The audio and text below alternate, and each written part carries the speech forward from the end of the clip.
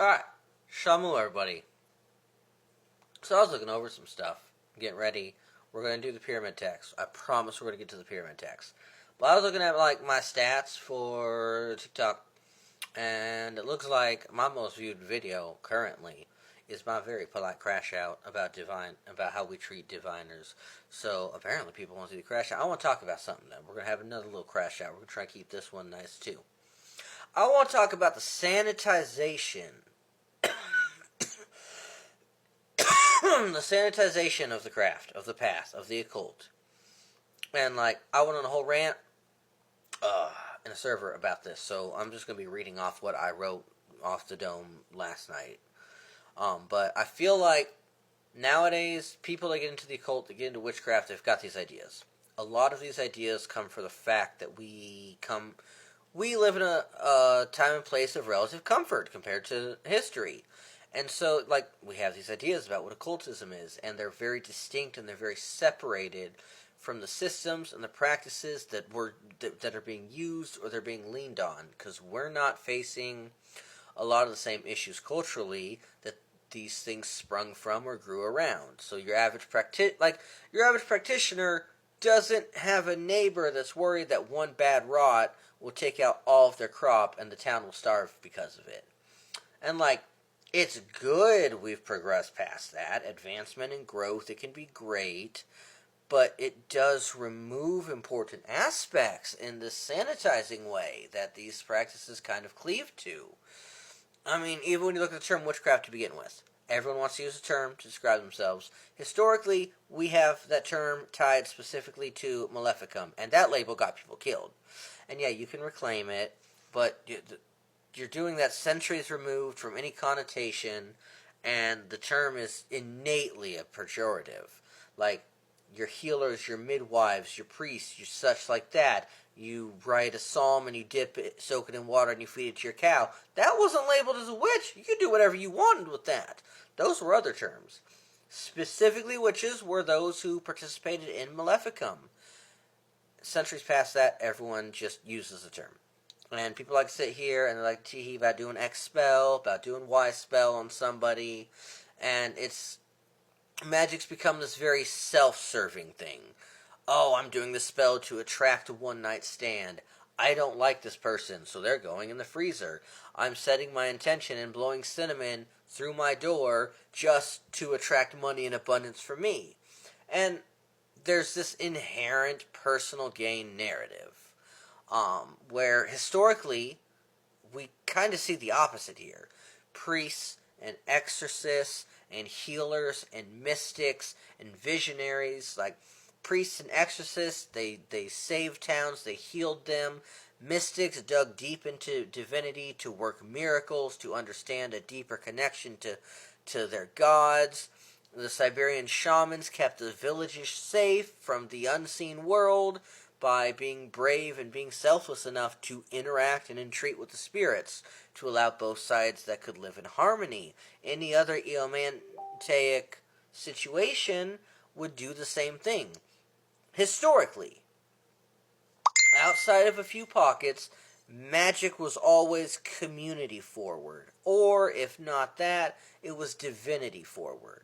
You healed your community, you tried to undergo theurgia or kenosis or kenosis, or you attain gnosis, a lot of osises, but you attain gnosis to connect with the demiurgos. You grew, you ascended your soul to higher spheres. Even when we look at Agrippa says that performing magic and occultism grew the gratias, or the internal grace of God, and it strengthened your soul against temptation. All of these terms, all of these ideals, like, I look around the modern pagan landscape, and it's void of any of this. There's gratification, and there's aesthetic, which ironically does place people closer to the original definition, on thought, definition of thought on the word witch, without people even realizing it. And a lot of it is comfort in the modern world. A lot of it's consumerism. Everyone's buying something. And a huge part of this is that we've heavily sanitized down things to appeal to people. And doing so, we unhook the words and the ideas from anything that they are. Talk about love magic real quick. Everybody, ooh, I did a love magic. I did a love spell to get this person. Oh, I did a love spell on my ex and rejected him just so that he could feel that way. I'm going to quote from a tablet DT-230 from the 1st century CE in ancient Greece. This is a philtron, or a love spell. Take away the sleep of that woman until she comes to me and pleases my soul. Lead, blank space for a name, loving, burning on account of her love and desire for me. Force her to be intimate with me, blank space for my name. Impel, force her to come to me loving, burning with love and desire for me, blank space for name. Drive, blank space for name, from her parents, from her bedroom, and force her to love me and give me what I want. Tablet, Ancient Greece tablet, DT-230 from the 1st century. That's a philtron. That's a love spell. Historically, when we look at stuff like that, this is what that term means. Which is why in academic circles we use the term erotic binding magic, because there's nothing to do with love, and this is a binding. But I can look anywhere in pagan spaces and people talking, getting pink candles, calling up Aphrodite because they want to do a love spell. You should be using arrows, by the way, if you are going to do that, but that doesn't matter. And it's sanitized. We don't talk about what I just read. What I just read is really bad. That's what a love spell is. We can look at banishings. It's been heavily sanitized down. You burn a few herbs, you call it a day.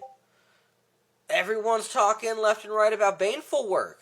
Heavily stolen from from ATRs and sanitized down to just hex that person you don't like. It's fine. And the list goes on, and it's a huge part in the spiritual emptiness of these spaces now. And if we keep hollowing out the spiritual fulfillment, all that's there is just the aesthetics. And why does this all matter? Isn't the shape of magic nowadays what it is? It matters because magic is part of the human condition. It's a common theme that we see that transcends race, creed, time, age, language. Everywhere we go, we see people showing veneration and uplifting their community and staring into the face of the unknown mysteries and the occult forces. The story of how this has been done and where it comes from is the story of us as humans. And someday, when you and me and everyone on this app is gone, people are going to be seeing the things we do, the things we've wrote, the videos we post, our practices, and they're going to form these practices they're going to form these practices, their practices out of these practices. And someone later will form their practices out of those practices. And on in this transmission of mankind touching the mysteries. But if we continue to sanitize down and remove our stuff and detach it from the very history that it comes from, if our stuff is just commodified and sanitized out all of this that comes before, we lose it all. And that's a disservice to ourselves, and that's a humongous disservice to those who built everything that we have. We are part of a transmission, and this transmission of the mysteries can only show as much respect as we allow it to show. And when we unhook ourselves, when we empty this stuff out of its historical context, we lose the parts of it that is human. We gotta do better than that. For the sake of us, for the sake of the people who come after us, and definitely for the sake of the people who came before. That's all I gotta say tonight. May your ancestors bring you the sweetest of portents, and may you have the most wonderful dreams. Shamu.